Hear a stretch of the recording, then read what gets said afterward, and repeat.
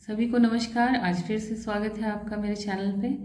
तो हम लोग अपनी तैयारी को आगे बढ़ाते हुए आज जो वीडियो लेकर के मैं आई हूँ यूनिट 8 और यूनिट 9 जो विद PYQ है, और लास्ट वीडियो जो मैंने डाला है यूनिट 6 और यूनिट 7 का है विद PYQ।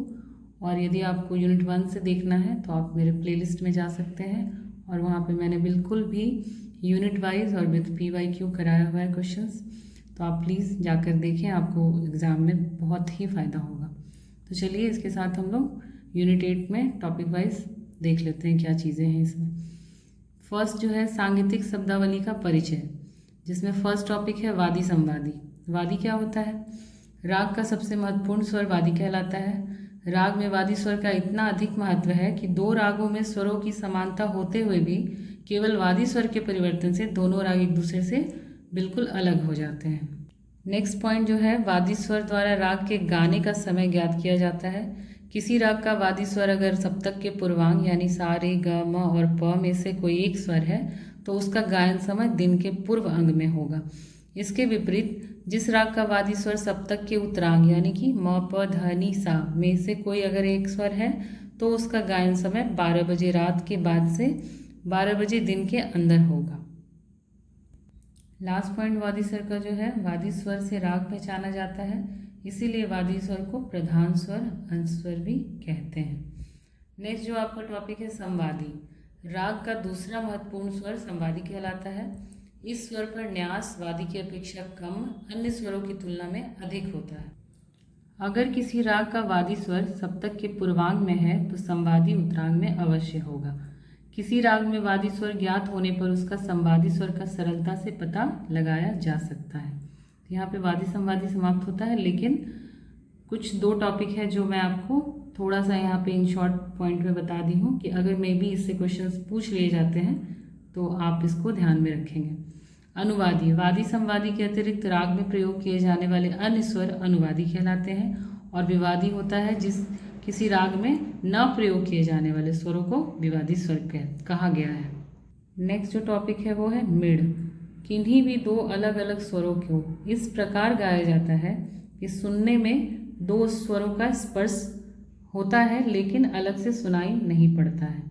जैसा कि आप देख सकते हैं एग्जाम्पल दिया गया है सा और म, उसके ऊपर आपका कॉलम बना हुआ है, यानी कि सा और म के बीच यदि स्वर को स्पर्श भी कर रहे हैं तो वो हमें स्पष्ट सुनाई नहीं देता है, लेकिन इससे मधुरता बढ़ती है। नेक्स्ट जो है कर्ण। गाते समय जब हम आगे अथवा पीछे के स्वर को स्पर्श मात्र करें तो स्पर्श किए गए स्वर को ही कर्ण स्वर कहते हैं। इसको एग्जाम्पल देख सकते हैं, इस प्रकार से लिखा जाता है। और नेक्स्ट जो आपका है गमक। गमक क्या होता है? स्वरों को गंभीरता पूर्वक उच्चारण करने को गमक कहा गया है। स्टार्टिंग में क्या होता था, प्राचीन काल में ध्रुपद धमार में गमक का अधिक प्रयोग होता है। वर्तमान समय में इसका प्रयोग कम किया जाता है।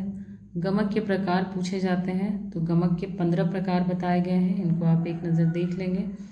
कंपित, आंदोलित, आहत, प्लावित, उल्लासित, स्फुरित, त्रिभिन्न, बली, हुम्फित, लीन, तिरित, मुद्रित, कुरुला, नामित, मिश्रित, ये 15 गमक के प्रकार हैं। तो इन प्रकार को आप ध्यान में रखेंगे, मे भी कोई प्रकार डाल करके पूछ लिया जाए कि ये किसके प्रकार है, तो आप इनको थोड़ा सा याद कर लेंगे। नेक्स्ट टॉपिक जो है हमारा परमेल प्रवेशक राग। ये क्या होता है? एक थाट से दूसरे थाट में प्रवेश करने वाले राग को परमेल प्रवेशक राग कहते हैं। एग्जाम्पल है जयजवंती जो खमाज थाट से काफ़ी में प्रवेश कराता है। मारवा और मुल्तानी भी इसके उदाहरण हैं। ये आप रागों के नाम याद रखेंगे। नेक्स्ट है आपका आश्रय राग। आश्रय राग वे राग हैं जिनके आधार पर थाटों का नामकरण हुआ। थाट 10 माने गए हैं, अतः 10 आश्रय राग भी होते हैं। नेक्स्ट जो टॉपिक है आपका यूनिट 8 का लास्ट टॉपिक होगा और मोस्ट इम्पॉर्टेंट टॉपिक है, जिसको आप अच्छे से समझ लीजिए, आपके लिए एग्ज़ाम के लिए बहुत बेनिफिटेड है। संधि प्रकाश राग। सूर्योदय और सूर्यास्त के समय गाए जाने वाले रागों को संधि प्रकाश राग कहा जाता है। संधि प्रकाश काल प्रतिदिन 2 बार आता है। संधि प्रकाश रागों का समय प्रातः 4 बजे से 7 बजे तक, तथा शाम को 4 बजे से 7 बजे तक गाए जाने वाले रागों को संधि प्रकाश राग कहते हैं। इन रागों में रे तथा ध स्वर कोमल लगते हैं। ये आप पॉइंट याद रखेंगे। एग्जाम्पल भैरवी, पूर्वी आदि। यहाँ पे जैसा कि आप देख रहे हैं फ्लो चार्ट में मैंने कुछ बताया है जो इम्पोर्टेंट है। संधि प्रकाश राग, प्रातःकालीन संधि प्रकाश और सायंकालीन संधि प्रकाश। तो इसमें क्या क्या विशेषताएं होती हैं, कौन कौन से महत्वपूर्ण पॉइंट हैं। पहला है प्रातःकालीन संधि प्रकाश रागों में शुद्ध माँ की प्रधानता होती है और सायंकालीन संधि प्रकाश रागों में तीव्र माँ की प्रधानता होती है। जिसके एग्जाम्पल प्रातःकालीन के हैं भैरव, कालिंगड़ा, जोगिया आदि राग इसमें आते हैं। सायंकालीन में श्री, मारवा, पूरिया आदि राग इसमें आते हैं। तो ये जो राग है, राग के नाम है, ये आपको याद रखने होंगे। तो इसके साथ ही हमारा यूनिट 8 यहाँ पे समाप्त होता है और नेक्स्ट हम जो चलेंगे यूनिट 9 की तरफ चलेंगे। आई होप कि मैं जो भी आपको दे रही हूँ यूनिट वाइज आपके एग्ज़ाम में आपको ज़रूर काम आएगा। इससे रिलेटेड ही क्वेश्चंस लेंगे क्योंकि मैंने बिल्कुल भी unit wise topic wise follow किया है। तो आप प्लीज़ मेरे चैनल को सब्सक्राइब करिए और शेयर करिए वीडियो को, ताकि और लोगों को भी इसका बेनिफिट हो। तो चलिए नेक्स्ट चलते हैं हम लोग यूनिट 9 पे। जैसा कि आप देख रहे हैं यहाँ पे यूनिट 9 और उसका जो फर्स्ट टॉपिक है वाद्य वर्गीकरण। तो इसमें वाद्यों के वर्गीकरण के बारे में आपको पढ़ना है। तो चलिए इसको हम लोग देख लेते हैं। संगीत रत्नाकर के आधार पर भारतीय संगीत में 4 वाद्यों का वर्णन मिलता है। ये संख्या याद रखेंगे। फर्स्ट है तत्, दूसरा है सुशीर, तीसरा है अवनद्य और चौथा है घन। बारी बारी से हम लोग इसको देखेंगे, इसके अंतर्गत कौन से वाद्य आते हैं। फर्स्ट है आपका तत्वाद्य।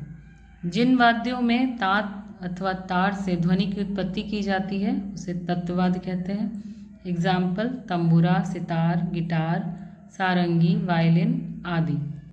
इसी में एक पॉइंट है आपका वितत्वाद्य। ऐसा वाद्य जिसे कमानी, छड़ी, उंगलियों द्वारा बजाया जाता है उसे वितत्वाद्य कहते हैं। एग्जाम्पल इसका है बेला, सारंगी इत्यादि। नेक्स्ट जो है आपका सुशीर वाद्य।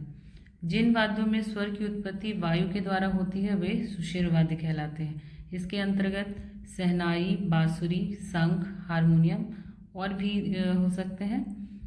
तो आप इसको और देख लेंगे। इसमें 2 तरह से दिया गया है। रीड द्वारा, जैसे हारमोनियम बजाया जाता है, पतली पत्ती द्वारा शहनाई बजाई जाती है, छिद्र के द्वारा बांसुरी, बिगुल, शंख बजाए जाते हैं। नेक्स्ट जो है आपका अवनद्य वाद्य। अवनद्य वाद्य के अंतर्गत क्या होता है, इनमें चमड़े अथवा खाल से बने वाद्य को आघात करने से ध्वनि उत्पन्न होती है और ये अवनद्य के अंतर्गत आते हैं। कौन कौन से आते हैं, तबला, ढोलक, डमरू, नगारा, भेड़ी इत्यादि। इसका उपयोग संगीत में ताल देने के लिए होता है और इसमें लय की प्रधानता होती है।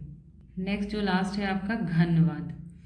इनमें किसी धातु अथवा लकड़ी द्वारा ध्वनि की उत्पत्ति की जाती है। जैसे एग्जाम्पल मंजिरा, झांझ, करताल, जलतरंग, कास्तरंग, ये सब जो है आपके घन वाद्य के उदाहरण हैं। तो इसमें जितने भी वाद्यों के उदाहरण दिए गए हैं आप उनका नाम ध्यान में रखेंगे, कौन से वाद्य किस के अंतर्गत आते हैं, ये क्वेश्चन पूछे जाते हैं। नेक्स्ट जो हमारा लास्ट टॉपिक है यूनिट 9 का वो हो गया हमारा वृंदवादन।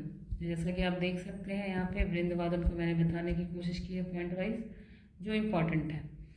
वृंदवादन से समूह में वादन भी समझा जा सकता है। प्राचीन काल से ही वृंदवादन की परंपरा रही है। जैसे यज्ञों में सामगान होता था तो सामगान के साथ 10 प्रकार की वीणाओं का समूह वादन होता था। इसका उपयोग नाटकों एवं अन्य समारोह में किया जाता है। आधुनिक समय में फिल्मों और मंच प्रदर्शनों के लिए वृंदवादन का प्रयोग किया जाता है और इसे प्राचीन काल में कुतब के नाम से भी जाना जाता था। ये इम्पोर्टेंट आपका नाम है, कभी कभी ऑब्जेक्टिव में पूछ लिए जाते हैं।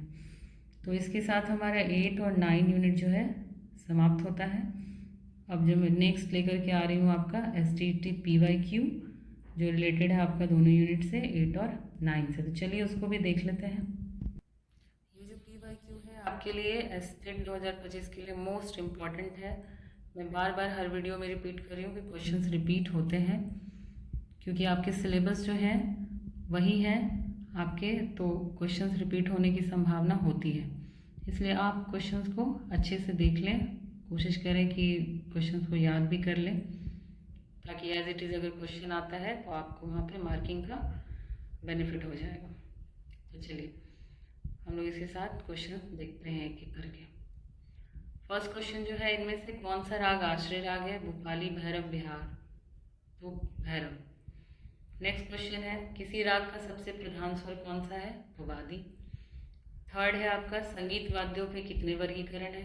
4। फोर्थ है आपका, निम्न में से अवमध्य वाद्य कौन सा है? तबला, सरोद, सितार। तो तबला। नेक्स्ट है आपका, गमक के कितने प्रकार होते हैं? तो 15। नेक्स्ट क्वेश्चन जो है आपका, आश्रय रागों की कितनी संख्या है? तो 10। कंपित किसका प्रकार है? गमक। गाते समय स्वर के स्पर्श मात्र को क्या कहते हैं? कर्ण कहते हैं। सायंकालीन संधि प्रकाश राग निम्न में से कौन है? भैरव, मारवा, जोगिया। तो मारवा। लास्ट क्वेश्चन जो है आपका, हारमोनियम को किस वर्ग में रखा गया है? तो सुशिर वाद्य। इसके साथ ही मैं आपको जो भी इम्पोर्टेंट PYQ थे आपको मैं करा दी हूँ। तो थैंक्स फॉर वॉचिंग। नमस्कार।